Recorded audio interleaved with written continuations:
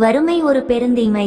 வறுமையின் பிடியில் அகப்பட்டு கொள்ளும் மனிதன் எதை செய்யவும் துணிந்து விடுகிறான். வாழ்க்கையில் நிம்மதியையும் சந்தோஷத்தையும் இழந்து விடுகிறான். மனிதன் தனதும் தன் பொறுப்பில் உள்ளவர்களினதும் வாழ்க்கை தேவைகளை நிறைவாக பெற்றுக்கொள்ளும் போது வாழ்க்கையில் நிம்மதியை காண்கிறான். அப்போது அல்லாஹ்வுக்கு வழிபடும் மனோநிலை அவனிலே உருவாகிறது. வறுமை ஈமானுக்கு எதிரான சவாலாகும். மனிதனிடம் வறுமை நிலவுவதை இஸ்லாம் விரும்புவதில்லை. வறுமை இறை நிராகரிப்பை ஏற்படுத்தும் என நபி ஸல்லல்லாஹு அலைஹிஸ்ஸலாம் அவர்கள் குறிப்பிட்டுள்ளார்கள். அல்லாஹ் உம்மை தேவையுடையவராக கண்டு உம்மை செல்வத்தால் தேவையில்லாதவராக்கினான் என அல்லாஹ் தனது தூதரை பார்த்து கூறுகிறான். நபி ஸல்லல்லாஹு அலைஹிஸ்ஸலாம் அவர்கள் தனது பிரார்த்தனையில் செழிப்பையும் வறுமையிலிருந்து பாதுகாப்பையும் வேண்டியுள்ளார்கள்.